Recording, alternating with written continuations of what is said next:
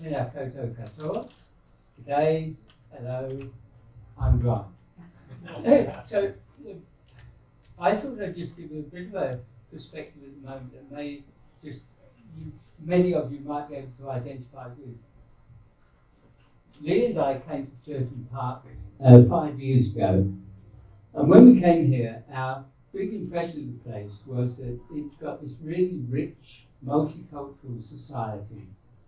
And through our lives, we've had friends from different parts of the world, and it's been a great enjoyment for us, and it enriches our lives, and we enjoy the food from all these different places as well, which always helps. But Muslims were not featuring on our radar. We had no Muslim friends. We just hadn't come across them. So what do we know about Muslim people at that stage? Well, we read newspapers, we watch the television, we hear about these terrible atrocities overseas, and we hear warfare and terrorism and everything else, and you can't help but link that with Muslim. So, but we weren't actively persuaded of that view. We were just aware that that was a big risk, and perhaps thinking, well, it's a pretty good job that we haven't got that over here. And then 18 months ago, we employed Maya Mostafa here for the community centre. And we didn't employ her because of her hijab, we didn't employ her because she's an Egyptian, a Muslim, or anything else at all. It was her ability to do the job and a very vibrant personality. And it was that combination that, whether you like it or not, you get to know somebody and you begin to get to know something about them. And through Mai and her family, and then Shireen and her family and various other people, we came across and met and got to know a lot of Muslim people and realised how terribly distorted the views were that we picked up in the overseas literature. And like people from my own community, people I grew up with, there's some bags there and some really neat people, the multicultural character of this community. And there are many other communities who are not known, misunderstood or whatever. And so there are opportunities through friendly gatherings like this to make some friendships and help us bond as a community. So thank you, Mike.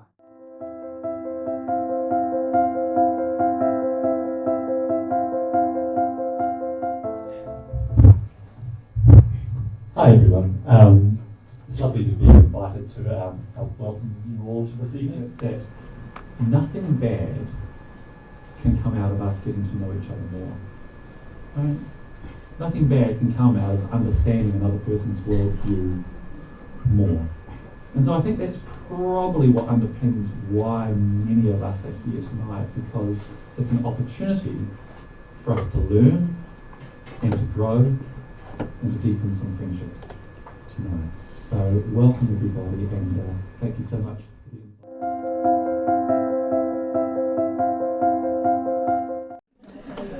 Assalamu alaikum everyone, peace be upon you all, greetings, thank you so much for coming. I come from in my slides here, is not a strange or foreign religion. Islam is a religion that absolutely loves every prophet, revere every saying of Jesus and Moses. And unfortunately, we all watch the news, and it's not just New Zealand news, it's all copy and paste from CNN, Fox News, somebody with an agenda to sell more arms, to sell more weapons, to get more oil, whatever the reason behind it is, they hijacked a religion which belonged to 1.8 billion. So every 4 persons on the planet is a Muslim. So 1.8 billion human being, and the percentage of violence is really in a very, very, very small. It's actually insignificant in any scale. But for the last 20, 30 years, that's what's happening. And now we realize that Islamophobia kills. It's not just media, it's not just a talk. It actually took the life of so many human beings. Islam is not only Arab. Arab is 19%. The biggest Muslim country in the world is Indonesia. is not Arab at all. So 57 Muslim countries in the world. It's not a strange or foreign religion. These are Muslim. One of the founder of YouTube is a Muslim. Muhammad Ali is a Muslim. Malcolm X is a Muslim. A Nobel Prize winner in chemistry is a Muslim. A lady that opened 100 hospitals, 100 free clinics in the US. This is Islam. These are Muslim. These are Muslim people. The first respondent to 9/11 is a Muslim. They don't tell us this in the news. They don't tell us that. Activists, professors, UN ambassador, congressmen, these are Islam. In this room we have Muslim professor at Victoria University, PhD at Victoria University, PhD in Waikato University, they're all Muslim, they're all Kiwis. Yeah, so the idea tonight is Allah or Islam or Quran or Muhammad, they're not calling for anything strange or foreign. They call for exactly the same thing. It's continuation, exactly continuation of the same revelation that was received by all the prophets. So this is just part of the names we call Allah, we call it the pure one. So purity comes from him. He is the most merciful, the most kind, and so on. So you will agree with me. Islam is here. Look, Islam comes all the way from Adam, the same teaching. Believe in one God, submit to one God, do good deed, you end up in paradise. It's just nothing different. And Islam, as we call it, is the bridge between us and Jannah. Jannah in Arabic, it means paradise. These are the Prophet of Islam. The Prophet Muhammad said the most important ones is Moses, Jesus, Noah, Abraham. These are very vital for Muslims to believe in. Muslim will deny any of them, disrespect any of them. It's not Muslim anymore. The basics belief in Islam, we believe in the same one true God. We believe in all the angels, the guardian angels. We believe in the angel Gabriel, brought revelation, Michael, all of them exactly the same, like the same God of the Old Testament or New Testament. And we believe in all the divinely revealed books, not only the one we know about. In Islam, we believe that there are more than 300 messengers sent by God. Messengers mean they brought revelation, they brought books. Prophets, in the tens of thousands of prophets. And we believe in all of them, and we respect all of them, we love all of them. We believe in the Day of Judgment, accountability in front of God, before God, all in one, nobody between you and God, and we believe in the divine decree. Bad or good, we're human beings, we've been invited to this earth, that's our belief. Whatever happened, must be for some greater wisdom that we don't understand. This is what we call, you'll be very familiar with this. You don't know it's the pillar of Islam, but you know about Ramadan, you know about Hajj, you know about the daily prayer. Yeah, these are the pillars of Islam. Muslim has to do these 5. It's all revelation in the Quran. It tells us to do that, and we do it like a clockwork. It's absolutely, you'll find Muslim attached 5 times daily prayer. Even whatever job they do, they will leave the office, they will pray in the office, they will book the calendar. It's a prayer time for me, especially Friday. Muslim civilization, it's absolutely well documented everywhere. The Muslim has, from the day one, they established a community in the Prophet's city, the city of Medina in Saudi Arabia. They had the world's first constitution written by Muhammad to who? To the Jews, the inhabitants of Medina, and the pagan Arab, that we are one family. This is our community. We will defend it together. By the way, you don't know that the Prophet married a Jew, and he married a Christian. Yeah, so my neighbors in Egypt, they were Christian. We never ever discuss it. We never ever think about it this way. Never. There is no difference in Muslim country between Muslim and Christian. There is 10 million Christian in Egypt. The Coptic churches in Egypt are the most well kept and preserved and protected by the Muslims themselves. We will make the peace built around them if anybody wants to do any harm to them. This is not new, it's ancient in our tradition. That's what the Quran tells us. That we stand for justice, even against ourselves. Even against our parents if they commit any oppression. This is Quran. This is the disciple of Muhammad. His name is Umar. When Islam went to Jerusalem, that's what he wrote to them. is still preserved. This document is still preserved. So this is what the disciple, this is the teaching of Muhammad, peace be upon him. When we mention any prophet, by the way, we don't just mention him by name, we say peace be upon respect. We never say Jesus. Jesus, peace be upon him. Moses, peace. You will never find Muslim ridicule or criticize any verses in the Bible, or Jesus himself, or Jesus' mother Mary. We call it the Virgin Birth, we believe in it. You will never see Muslim call for burning the Bible. It's not Muslim once they even think about that. From the beginning, Islam was absolutely global way of life because it calls for equality. It says you are absolutely, there is no clarity, there is no ranks, there is no hierarchy. The minute you walk in the mosque, even a child will be right in the front. If there's no difference whatsoever. You go in the masjid, you go in the mosque, anywhere you like, you can sit. So the Prophet's companion were from Ethiopia, were from Persia, were from Rome, were from tribes, Arabia, were from Yemen, and they were all sitting around. You will never recognize even who is the Prophet. When you sit with them on the ground, if you're a visitor, you will ask, who's Muhammad? It's just well known, documented, written down. And this is, you can see it till today in any mosque. In the Quran, there is more than 700 commands for us to think, to reflect, to ponder, to question. So the media will never tell you this. The media will think that we have some mullah somewhere that is just warlord leading the charge. This is not true at all. And the Prophet is here. Islam and science, you will find Muslim in every field, very advanced in the field as well, as I will show you. The Muslim algebra and algorithm is a Muslim science. It's algebra from Jabir ibn Hayyan. His name is Jabir, that's what they call his name. Al-Khwarizmi, the algorithm. And here is a proof. This is the HP X0. That's what she's saying. She's saying Muslim mathematician created the algebra and created the algorithm. Without that, we will not have computer today. For 800 years, Muslims were preserving the knowledge and the heritage of human beings, because they were called 700 times in the Quran or more to think, to reflect, to ponder, to study, to research, to ask questions.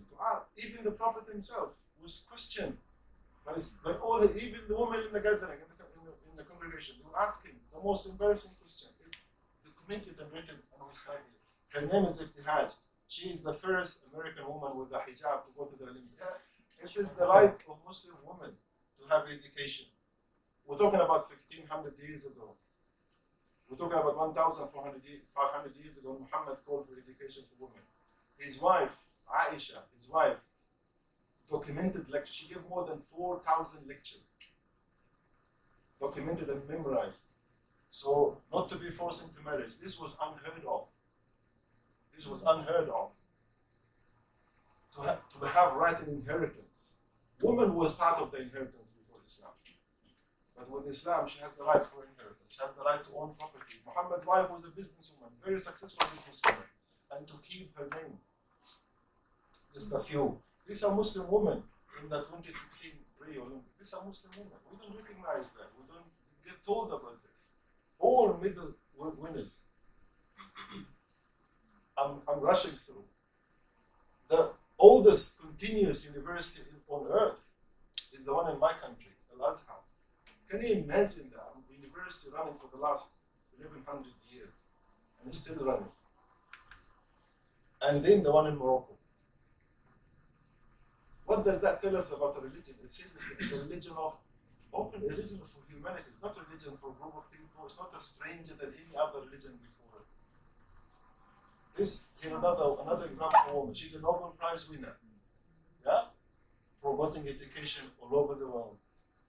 This one, here is Ibtihaj, the first Muslim woman to wear the hijab. She's an American woman. Judge, Muslim woman in the US.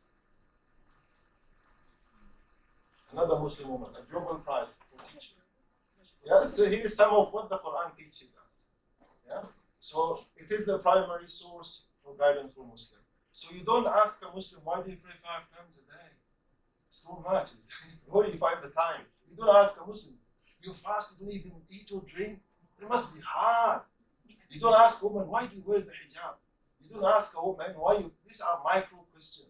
You ask them, does it say that in the Quran? Did the Prophet say that to you?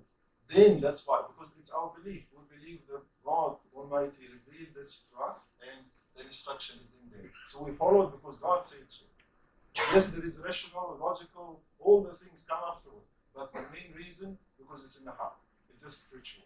So the Quran is the primary source of guidance, revealed to the Prophet Muhammad sallallahu alaihi wasallam, peace be upon him. It is preserved. It's memorized cover to cover, even by children 6 years old.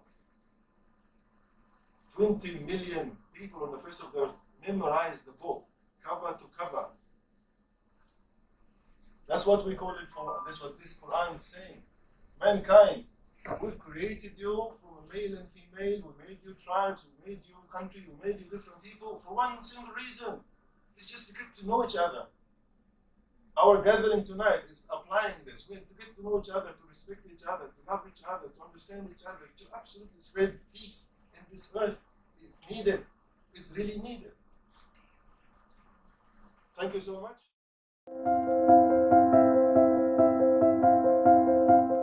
First, I'd like to acknowledge my colleagues from councillors and my fellow parliamentarian, Brett. We've just actually come from the select committee that is going to be considering the arms changes that have come about as a result of what happened 2 weeks ago. Because so much has happened as a result of what happened 2 weeks ago. The comment that I really think made the biggest impression on me was when I heard the Imam who was speaking on the Friday night a week ago, when he said the blood of the victims will water or nourish a new understanding between people. And tonight is a very, very good example of that nourishment. So much of what has happened in the last 2 weeks is a change. So I just really want to congratulate May and everyone else who's involved in tonight, because this is part now of a new world we're in. A new world for New Zealand. I think we are very proud of how we're being seen around the world, which is very different from what everyone expected it to be. I personally, my first involvement or connection with Muslim was when I was a much younger man, backpacking through the Middle East. And I got used to hearing 5 times a day the muezzin, the call. I was always staying in very cheap places, which were always right next door to the mosque. And so we did get woken up at 3 o'clock in the morning. But I didn't really, as I went through, and I spent about 3 months, and I didn't really develop a full understanding. But one thing I did understand is that each country, each Muslim country I went to was very different. And I think, Shireen, it was actually quite interesting to hear you say that. It was actually one common, but it was actually cultural differences that made the difference. And that's why I think I've really taken away tonight, is that cultural differences that actually, I think the Muslim and Islam will adapt to New Zealand. That I think I take my own family. I'm a 5th generation Irish Catholic. My family came to New Zealand in the 1840s, and we have been Catholic. But I remember going back to Ireland when I was a younger man again, and seeing the Catholicism that is in Ireland, where my family came from, is very, very different from the Catholicism in New Zealand. So we have adapted to this land. I think what I'm hearing is that I think perhaps the blood of those martyrs in Christchurch, I think that will be be watering and nourishing a whole new way. And tonight is all about that. But the fact that we're all here, isn't this just part of that whole nourishment? So I'm looking forward to the next iteration. I'm not sure if we picked which religion we're going to be doing next, that full understanding, but again, part of that whole nourishment. So, ngā mihi, tēnā koutou, tēnā koutou, tēnā koutou katoa. Well done.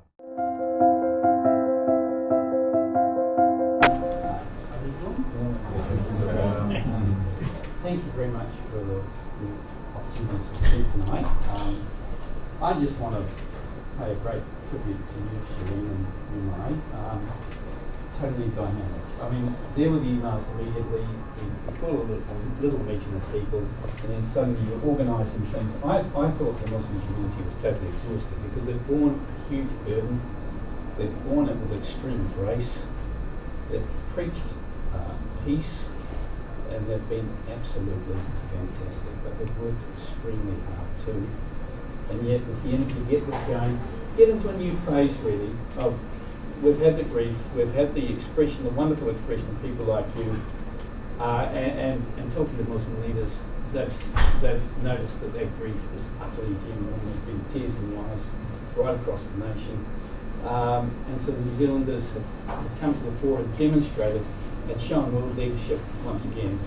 But I will take the hat off to the Muslim community, who, in the face of incredible provocation and absolute tragedy, has never shown a smidgen of anger at all. It's been peace, showing the other cheek, and train the mosques and open the New Zealand public. And I think we're very grateful for that opportunity, because we were grieving, you need the place to grieve, and you gave us that place, and we really appreciate it. So brilliantly done tonight. We are moving on. We're building this understanding. I would like to acknowledge Greg and Brett, who have been champions in the district, but also my fellow councillors Malcolm and Jill, and Malcolm.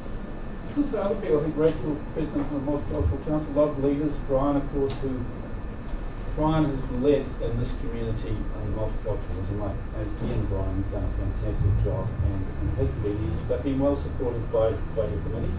And others here, who have, all of you have done a wonderful analysis. A lot of people here I recognise. So I just want to thank you very much. It's been great tonight. I actually want to know a little bit more about the Prophet Muhammad actually, so I'm going to read up on that. But thank you for that information. Thank you, all of you, for very much.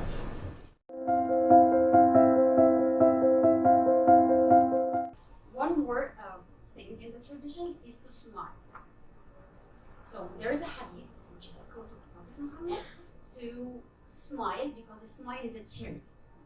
But actually, I have to give a chapeau for the Kiwis and the New Zealanders, because you taught us how to apply this hadith. Really, none of the Arabic countries, no matter how great they are and cute they are, they don't apply it as the New Zealanders do. Thanks our families from Al Amin that they provide the food today. So they are actually bringing the food from each corner of the world, so it will be different taste. Hello, you are welcome to open the buffet now.